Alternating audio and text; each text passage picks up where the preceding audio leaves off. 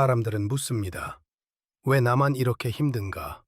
왜 우리 집안만 불행한가라고. 하지만 그들은 보지 못합니다. 그 불행의 뿌리가 어디서 시작되었는지를.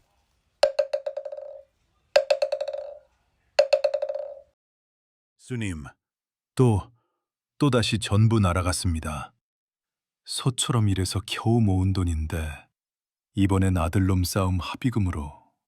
스님, 이게 대체 뭡니까?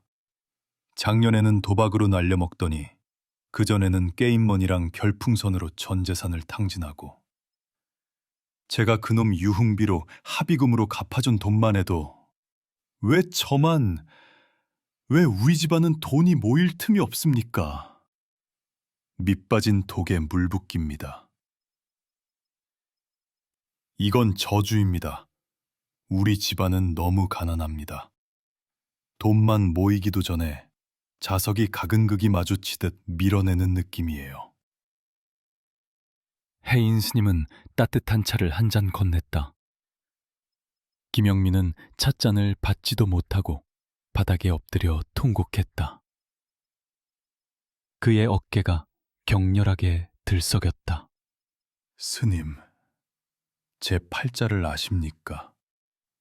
우리 가족은 정말 착합니다. 법 없이 살 만큼 남들이 인정하는 선한 사람들입니다.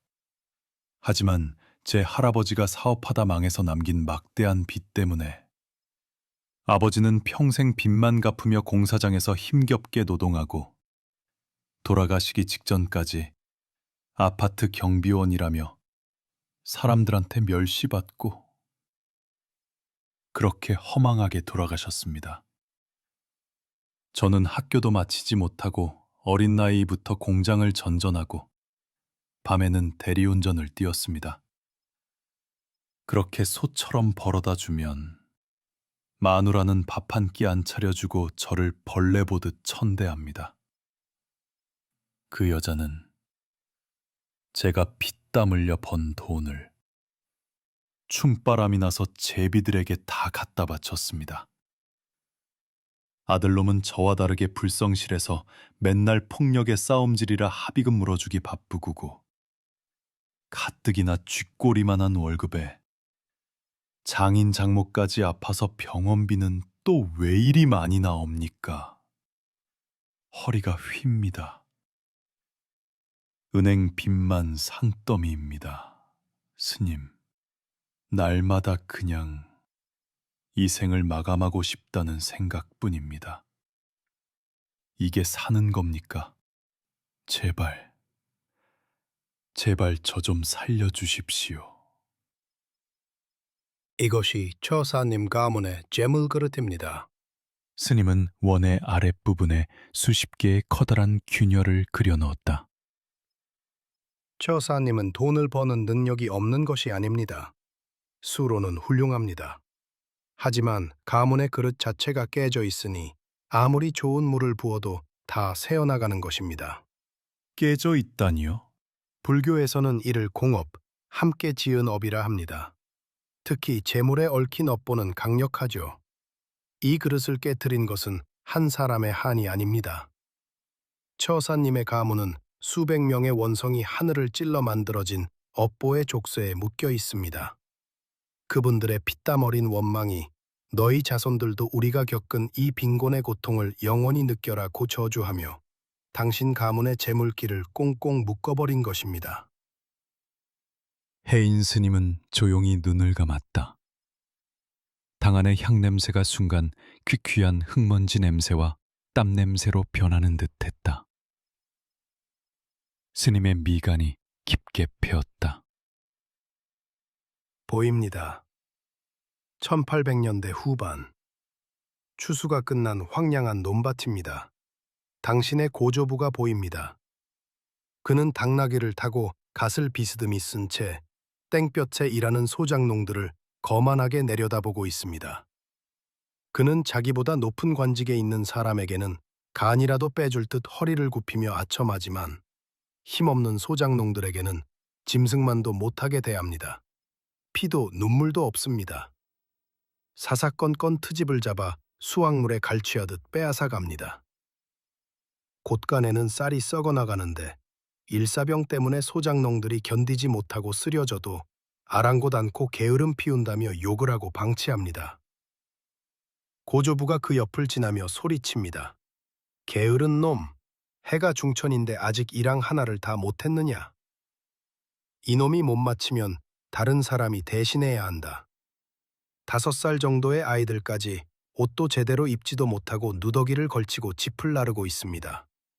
모두의 눈에 원망이 가득하지만 누구 하나 감히 그를 쳐다보지 못합니다. 고조부는 농사뿐 아니라 집안의 허드레한 일까지 소작농들을 불러다 시킵니다.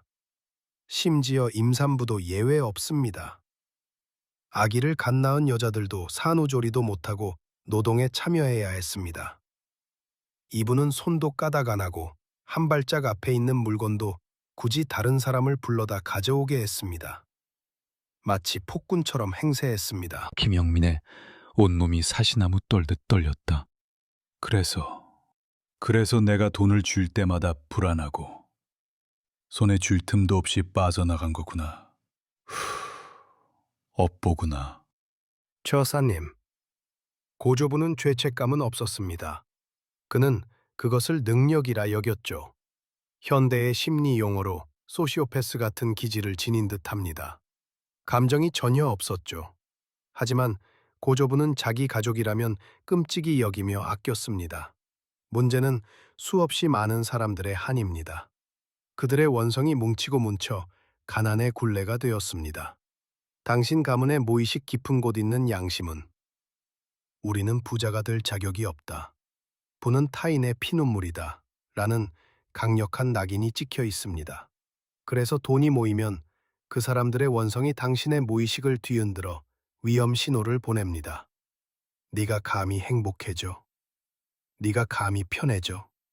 그래서 당신은 스스로 재물을 흩어버려 원점, 벌받는 가난의 상태로 돌아가야만 그 원성으로부터 잠시나마 자유로워질 수 있었던 겁니다. 당신의 아내와 아들은 그 가문의 모이식을 행동으로 옮기는 대리인일 뿐입니다. 말도 안 됩니다. 그게 저랑 무슨 상관입니까? 100년도 더 된 일입니다. 고조부가 저지른 죄를 왜 제가 받아야 하는 겁니까? 저는 그분들께 아무 잘못도 하지 않았습니다. 해인 스님은 그가 진정할 때까지 기다렸다. 처사님의 그 억울함 이해합니다. 부당하게 느껴지시겠지요. 하지만 보셔야 합니다. 업장에는 개인의 카르마도 있지만 그보다 더 무겁게 작용하는 것이 바로 가족의 집단 무의식 카르마입니다. 이것은 우주의 법칙입니다.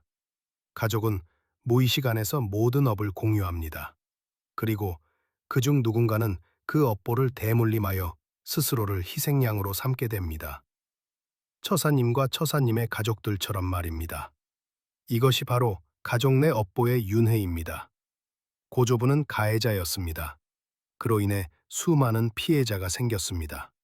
그들의 한은 흩어지지 않았습니다. 처사님, 우리가 살면서 가장 무서워해야 할 것이 바로 다른 이에게 피해를 끼쳐 한을 서리게 하는 것입니다. 이 한이라는 것은 단순한 감정이 아닙니다. 원망과 한이 꽂히는 것은 마치 빈이 증상과 비슷하지만 실제 영혼이 쑤인 것이 아닙니다. 수백 명의 고통 어린 원망이 응축되어 마치 생명처럼 살아 움직이는 거대한 한을 품은 생명체가 되는 것입니다. 그 한은 한을 발생시킨 대상, 즉 당신의 가문에게 가서 정확히 꽂힙니다. 그리고 그 사람의 영혼이 환생을 해도 따라가고 그 자손에게까지 가서 무의식에 뿌리 깊게 작동하며 괴롭힙니다. 이 한은 그림자처럼 따라다니기 때문에 피하고 싶다고 피해지는 게 아닙니다. 그 어두운 그림자를 정면으로 알아주고 그 빛을 받아들여야만 비로소 풀리기 시작합니다. 그 한은 살아있는 생명처럼 영원 불멸할 것처럼 보이다가도 알아차리고 참회하는 순간, 한순간에 사멸하기도 합니다. 하지만 그것을 깨닫지 못하면 이 굴레는 영원히 반복됩니다. 가해자의 후손은 피해자가 되어 고통받고 그 고통에 억울해하다가 또 다른 가해자가 됩니다. 처사님이 아내와 자녀, 가족들 때문에 고통받듯이 말입니다. 이 수레바퀴 같은 반복된 형태는 깨우칠 때까지, 알아차릴 때까지 계속됩니다. 그 한은 가장 잔인한 방식으로 업을 되갚게 합니다. 가장 잘 나갈 때를 기다립니다. 예를 들어 가해자의 후손이 고위공직자가 되는 팔자라 가정한다면 한을 품은 생명체는 가장 높은 지위에 올라갈 때까지 때를 기다립니다. 후손이 가장 찬란히 빛나는 그때 한순간에 몰락시키기도 합니다. 갑자기 건강이 무너지거나 억울한 누명에 씌워져 교도소에 수감되는 등의 사건으로 나타납니다. 처사님처럼 돈이 모일 때마다 아내, 자식, 병원비로 흩어지게 만드는 것도 마찬가지입니다. 그 한이 처사님의 가족들을 조종해 너희가 감히 재물을 누려? 너희가 감히 행복해? 하며 회방을 놓는 것입니다. 김영민은 다리에 힘이 풀려 주저앉았다. 누군가는 이 고리를 끊어야 합니다. 그리고 그 고리를 끊을 수 있는 유일한 사람이 바로 알아차린 자입니다. 처사님은 오늘 저와의 인연으로 그 진실을 보았습니다. 이 고리를 끊으시겠습니까? 김영민은 엎드려 흐느꼈다. 한참 뒤 그가 고개를 들었다. 텅 비었지만 단호한 눈빛이었다. 제가 그 고리를 끊겠습니다. 무엇을 해야 합니까? 쌀 100석을 부처님 전에 올려야 합니다. 쌀, 100석이요? 그 쌀은 부처님께 드리는 뇌물이 아닙니다. 그 쌀 한 톨 한 톨은 당신의 고조부가 빼앗았던 소장농들의 피눈물입니다. 그 쌀 100석은 굶주렸던 그분들의 영혼에 바치는 당신 가문의 첫 번째 물질적 참회입니다. 또한 그분들의 극락왕생을 부처님께 빌어드리는 자비의 실천이기도 합니다. 그 쌀 100석을 마련할 각오가 서셨습니까? 하겠습니다. 어떻게든 하겠습니다. 좋습니다. 그 약속의 증표로 오늘 먼저 2통의 편지를 쓰십시오. 한 통은 그 억울한 영혼들께 올리는 피눈물의 사죄문입니다. 다른 한 통은 고조 할아버지께 그분의 업과 후손의 업을 분리하는 편지입니다. 김영민은 엎드려 편지를 쓰기 시작했다. 그의 영혼 깊숙한 곳에서 하염없이 눈물이 흘러내렸다. 100여 년의 세월 동안 춥고 배고픈 안에 갇혀 계셨던 수많은 영가시여. 저는 당신들께 씻을 수 없는 죄를 지은 김부자의 사대손 김영민입니다. 저의 조상이 당신들과 당신의 가족들, 밭에서 아이를 낳은 산모와 짚을 나르던 어린 아이들에게 저지른 그 잔인한 착취와 옳지 않은 행위에 대해 가문 전체를 대신해 무릎 꿇고 사죄드립니다. 그 피눈물의 대가를 저희가 지금껏 고통으로 치르고 있었음을 이제야 알았습니다. 진심으로 용서를 구합니다. 그는 2번째 편지를 들었다. 그의 목소리는 낮았지만 흔들림이 없었다. 고조부께 고합니다. 할아버지께서 사셨던 그 시대의 삶과 그 선택을 후손인 제가 감히 옳다 그르다 판단할 수 없습니다. 하지만 할아버지께서 지으신 그 행위의 업은 오롯이 할아버지의 몫입니다. 저희 후손들은 더 이상 그 업의 굴레에 맹목적으로 얽매여 대신 고통받지 않겠습니다. 저는 이제 그 빚을 갚고 그 한을 풀어드리는 일에 제 생을 걸겠습니다. 할아버지께서도 부디 그 업의 무게에서 자유로워지시길 기원합니다. 그날 이후 김영민은 미친 듯이 일했다. 밤에는 대리운전을 뛰고 낮에는 공장에서 악착같이 일했다. 쌀 100석, 나는 반드시 해낸다. 6개월이 지났다. 그의 얼굴은 헬쑥해져 있었다. 하지만 그의 눈빛만은 살아있었다. 목표액이 코앞이다. 조금만 더. 그런데 어느 날 아들이 또다시 사고를 쳤다. 합의금 800만 원. 아버지, 이번엔 정말 교도소 갑니다. 제발 도와주세요. 예전의 김영민이었다면 당장 통장을 틀어 아들의 빚을 갚았을 것이다. 하지만 이번엔 달랐다. 아니다. 아버지? 나는 네 빚을 대신 갚지 않는다. 네가 저지른 일이니 네가 책임져라. 네가 교도소에 가든 파산하든 그것은 네 업보다. 뭐라고요?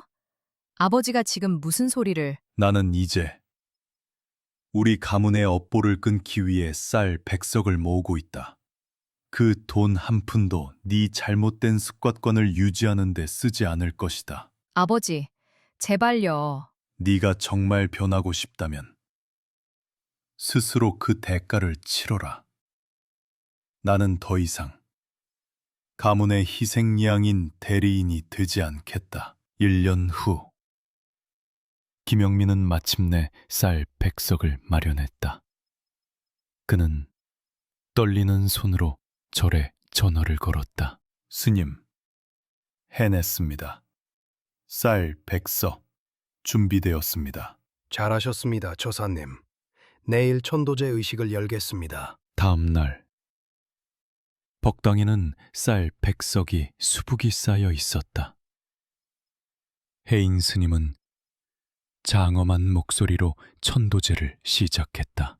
나무 아미타불 관세음보살, 100여 년 전 이 땅에서 고통받으신 수백의 영가시여, 힘겹게 쌀농사를 지으면서도 쌀을 착취당하고 쌀이 없어 배를 굶은 한을 알고 있습니다. 오늘 이 자리에 그 후손이 참회의 쌀 100석을 올립니다. 부디 그 한을 풀으시고 극락 왕생하소서. 그 순간 이상한 일이 일어났다. 법당 안에 서늘한 바람이 불어왔다. 촛불이 꺼지기도 했다. 김영민은 그 바람 속에서 수백 개의 목소리를 들었다. 울음소리, 한숨소리, 그리고 고맙습니다. 이제야 편히 갈 수 있겠습니다. 김영민은 바닥에 엎드려 통곡했다.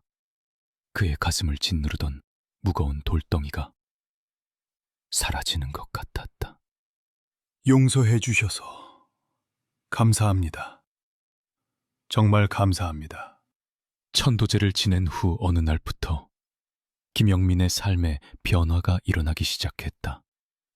먼저 결혼하면서부터 돌변하여 그를 천대하던 아내가 달라졌다.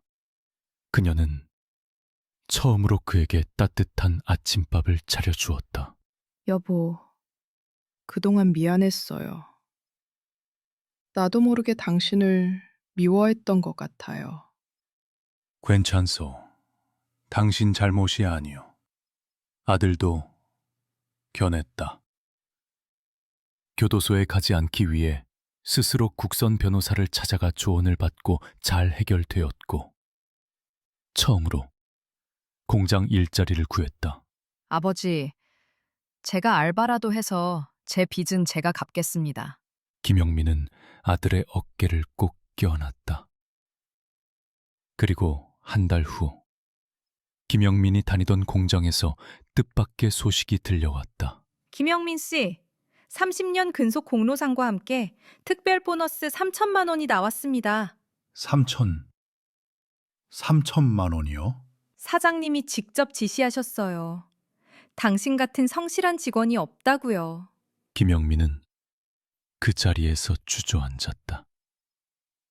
쌀 100석을 바친 후 그 3배가 돌아온 것이다. 부처님, 감사합니다. 정말 감사합니다. 수년이 흘렀다. 김영민의 삶은 완전히 달라져 있었다. 그는 식당을 열고 아내와 함께 일했다. 매월 힘든 이웃들을 위해 쌀을 기부하고 형편이 힘들 아이들을 위해 무료 급식도 베풀었다. 아들은 함께 식당에서 성실하게 일하며 빚을 다 갚고 결혼까지 했다. 어느 날 김영민은 갓 태어난 손자를 안고 저를 찾아갔다. 어서 오십시오, 처사님. 손자분이시군요. 스님, 이 아이에게는 저희 가문의 업보가 전해지지 않겠지요. 처사님께서 그 고리를 끊으셨습니다. 하지만 명심하십시오. 업보는 한 번 끊었다고 영원히 사라지는 것이 아닙니다.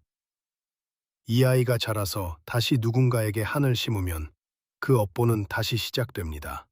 그러니 이 아이에게 가르치십시오. 남에게 피해를 주지 말 것, 정직하게 살 것, 베풀 것을. 명심하겠습니다, 스님. 그리고 처사님, 이제는 처사님이 베풀 차례입니다. 베푼다니요? 처사님이 받은 그 은혜를 이제 다른 이들에게 나누십시오.